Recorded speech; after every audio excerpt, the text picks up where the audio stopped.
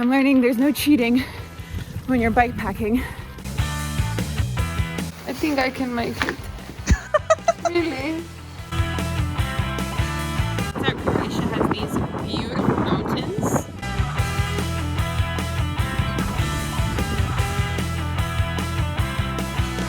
We just saw a bear.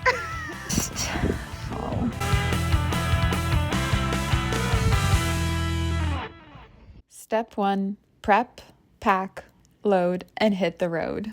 I don't know what I'm doing. Once ready, we set off towards the Ljubljana train station. We are off. There were some train delays, of course, but overall, the scenery was really nice. Classic Slovene countryside. Kočevje. Apart from the Istrian Peninsula, Kočevje is the southernmost town accessible via Slovene railways. The plan was to start from here and head south, mostly sticking to gravel roads and fire trails. Whee! In the rain. No rain. No rain at all. Just shower. 5 p.m. Lost most of the last hour hiding from rain. Now the sun has come out, it's beautiful, but not sure if we're going to reach what was our intended destination for the night. Do you hear those birds? So beautiful! So beautiful. Look, we have... From there, we had every road cyclist's dream of a descent down into the valley. But the sun was going down, and we needed to find a place for the night. We fueled on the traditional Slovene dish of štrukli and a Laško beer. Crossing the river into Croatia! But the temperatures were dropping fast, and our idea was to stay in a mountain hut used by Boy Scouts. But first, we needed to go to another bar to pick up the keys. But we got them all good, and we cycled to our home for the night. What is this place? Beds, blankets, we could have a party!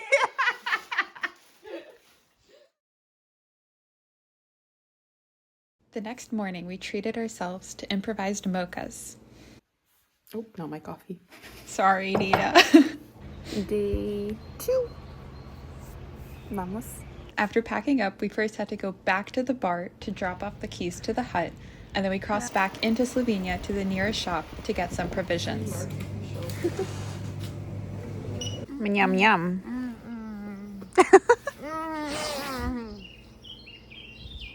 It's super yummy.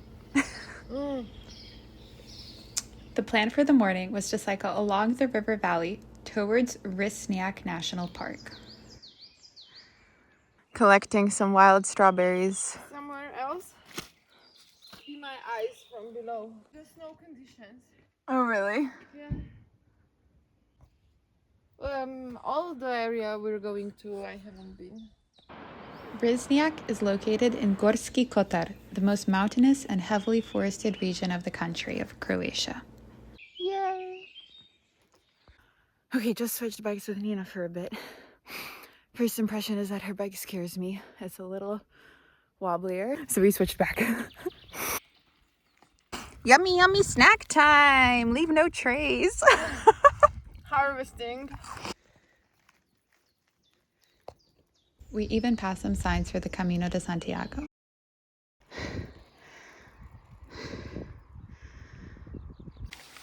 A spring.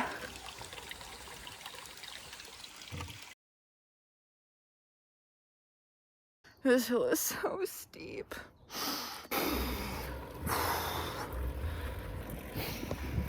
Pizza. Pizza, ¿dónde estás? Pizza.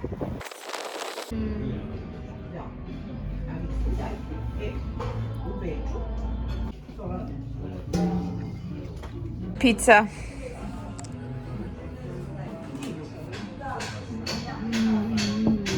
It had been a tough morning, and the pizza really hit the spot, but we had more climbs ahead. Oh my god, I'm exhausted. My butt hurts. Honestly, mostly just my butt hurts. I'm walking for a bit, pushing the bike. Let's call this a butt break. Big butt break, very needed. If I push, I'll also get there. The forest was eerily calm. No wind, just some birdsong. We had no idea what would be waiting for us somewhere around this corner. I feel We just saw a bear. happy and not happy. Somewhere there is the bear. I love my life. I want to live a little bit longer. I think we just startled the bear, and so it charged at us. But luckily, we were already flying downhill, and we made a quick escape and didn't look back. We carried on, meeting some surprisingly friendly wild horses. And also, thank God Nina actually knows some Croatian. There were no places to sleep in the village, but things worked out. We ended up being invited into the home of a local for the night, who even made us some toasties. We always...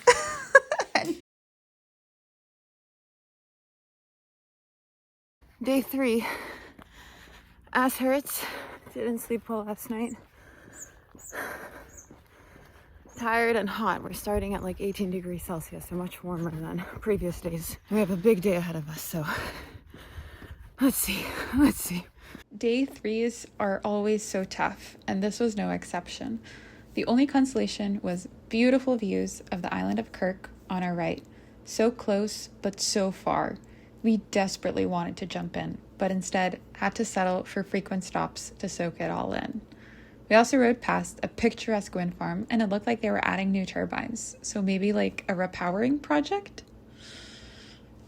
Unfortunately, it wasn't adding a tailwind. Snack time. After picking off a tick, we continued, picking up a furry friend who ended up accompanying us for several kilometers. The wildflowers were absolutely popping up here. At this point, if we continued right, we could enter Velebit National Park, but needing to resupply, we headed left to the village of Krasno. Krasno, which means cute, treated us to a fantastic lunch and a snack restock. Pretty. I win! We stayed at a lodge used by the Hrvatska šuma, the Croatian Forestry Service, and called it a very early night. The next morning, up at 6, fueling with whatever we could find and planning our route. 76K! That's not bad! How are you feeling? Alright, 8 a.m. Setting off. We have a huge climb ahead of us. 18 kilometers of 810 meters of elevation gain. It's a lot. Look at this. Yesterday's wind farm here. Some water and some coastline here. 1 hour in, 9 kilometers done, and 400 meters of elevation gain. Time for some Berkeley Bowl gummies. Actually, in case you're wondering, I have these 2 bottles here. I have 2 bottles on my chest. That's 2 liters right there, and probably like another 3 something here. So all of this logging is being done by Hrvatska šuma. Šuma means forest, but in Polish, forest is las. And we would say that the las šumi being a verb describing the specific sound that the leaves of the trees make when the wind passes through. Fun Slavic language tidbit aside, we soon entered Velebit National Park. An entrance fee cost 7 euros. Not bad. After a little popcorn snack, we continued. Up at this elevation, 1,200 meters and counting, spring had barely sprung. There was still snow on the ground in some parts, and also energy cables, which the energy nerd in me was very curious about. The Zavijan mountain hut, that red building, was our destination. Upon arrival, we were given a shot of something very, very strong to warm up. Outdoor temperature is something like 8 degrees Celsius probably. Wind chill makes it much colder, probably like 5 degrees Celsius. And I'm wearing my helmet for warmth. This was definitely the coldest point of the trip, but we couldn't resist the opportunity to climb the neighboring hill for epic views of dozens of Croatian islands 1,500 meters below. It was soon time to keep rolling though. Well, not that kind of rolling actually, but we put on our helmets and sunscreen. Highly recommend these sunscreen sticks, by the way. And we continued rolling downhill on our wheels, excited to get out of the wind and re-enter the lush spring green. As one does when bikepacking, we had a spontaneous side of the road break for a sardine sandwich and continued onwards.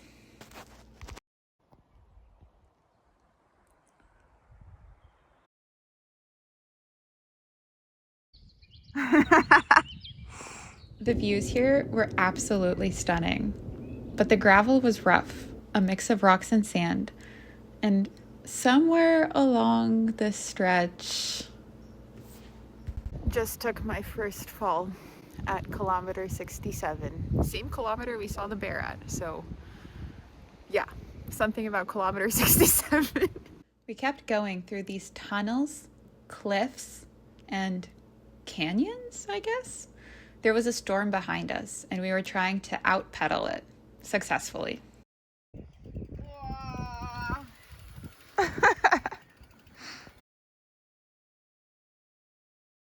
Kamut gave us a hiking path instead of a bike path, so we have a surprise 300-meter climb now at the end of the day, 6:30. Let's hope the hamburger restaurant is still open by the time we get there, please. But hard miles make the best dinners.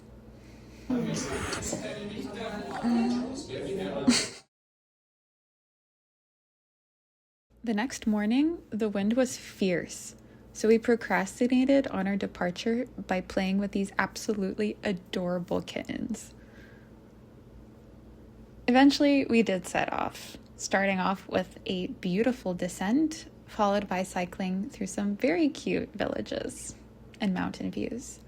Quickly, though, the gravel turned to mud, and then the mud just turned into stream, so we had to take off our shoes and walk.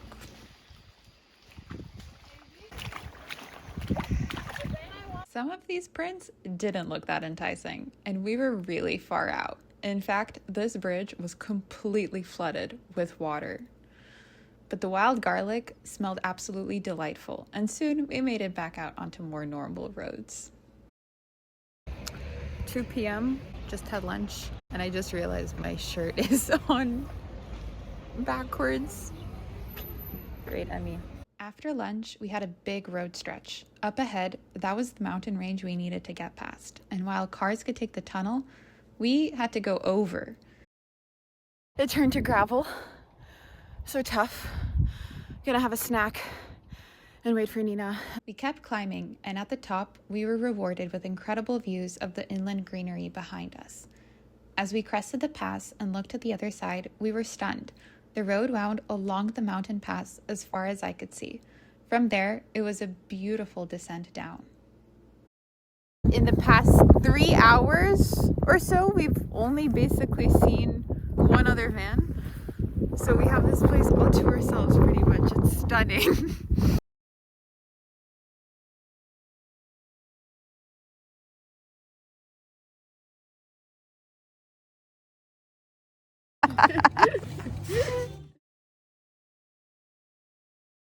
This was definitely the fanciest hotel we stayed in, but it was off season. They gave us a discount. We said, why not? We treated ourselves to a nice breakfast and the fanciest iced latte I have ever had. After breakfast, we took a rest morning to hike up to the ruins of a medieval fortress. It was windy, but beautiful. And I'm not really sure how that turtle got there. It was super fun to scamper around the ruins, some of which had been very well preserved.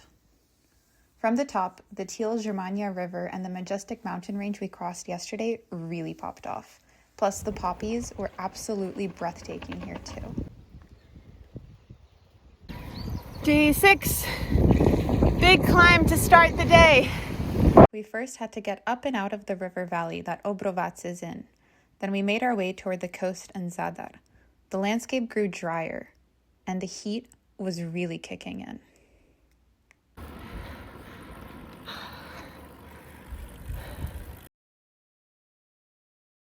But honestly, this stretch had a lot of road and a lot of unpictured cars. We also didn't expect it, but one of the villages ended up having a market, and we stopped in to buy some ice cream and apricots. We pressed on, passing random signs like this one for Buffalo Bill City, something I would not have expected in Croatia. We made it to the port city of Nin, one of the oldest cities in all of the country. We lunched over the most amazing black rice and seafood. After 6 tough and teasing days in the mountains, we had finally reached the sea. The only thing left to do was to find a place to jump in.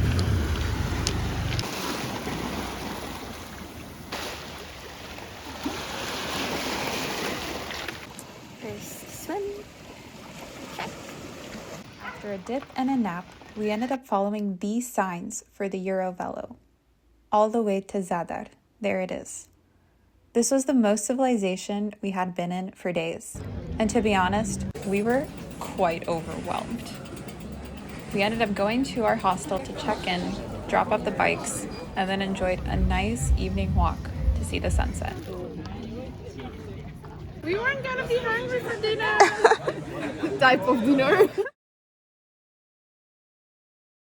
The next morning, we got an early start, buying groceries, having breakfast, and cycling to the ferry terminal, where we took a ferry to the island of Dugi Otok.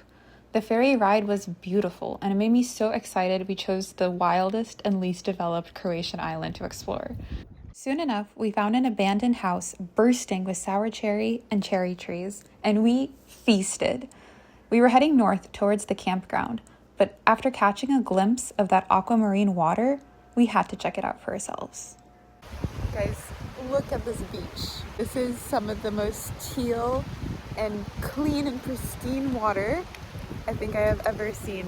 It was freezing actually, but we still managed to swim and tide pool before continuing on to the campground.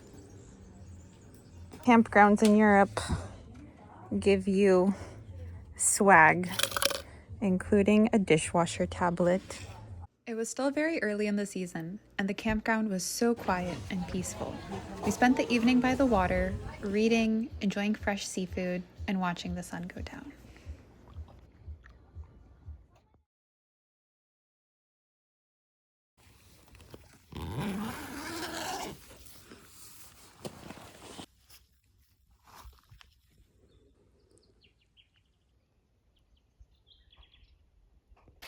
Time for a little sunrise dip. While I was swimming, the Germans bought out all the chocolate croissants, so we had a breakfast of some instant oatmeal and set off to explore the island. Unfortunately, my left knee was starting to get a little sore, which I guess is something that can happen when you're cycling a lot, so we took it easy and embraced island life for the day. In the afternoon, we headed to Sakarun Beach. Nicknamed the Caribbean of the Adriatic, it's famous, but rightfully so. Look at that water. After many swims, we had a picnic lunch on the shore before setting off to explore more of the island. We checked out the Velebit lighthouse, swung on the swings, and even made some new furry friends. They were so cute and just wanted to play. Some Croatian men ended up luring us in for dinner, and we finally had the Aperol Spritz we had been talking about for days.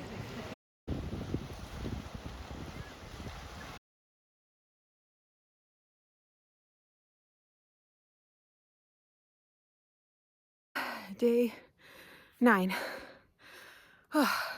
It's already so hot.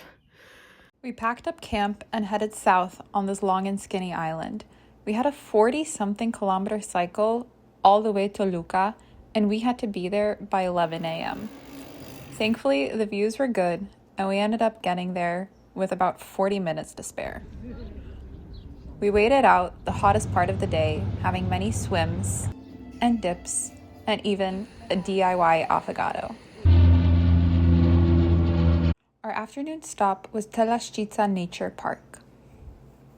So this is a private park. They earn a substantial portion of their revenue from boating and anchorage fees. We could even see Velebit National Park, where we had been just a few days prior. The park is most well known for these stunning cliffs that rise up to 161 meters above sea level. Covered in sunshine. Do you have me? After the break, we headed towards Sali. This charming fishing village dates back almost 1,000 years and is currently the island's largest town. It also, turns out, is a little steep. Arm workout. When I asked him today why my arms hurt. Food.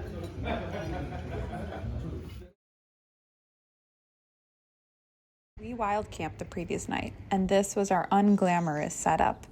But it did the trick, and we headed into town for coffee and croissants. Then we had one last dip in the Adriatic Sea. Along with some tide pooling, we saw the starfish and this very, very well-disguised crab.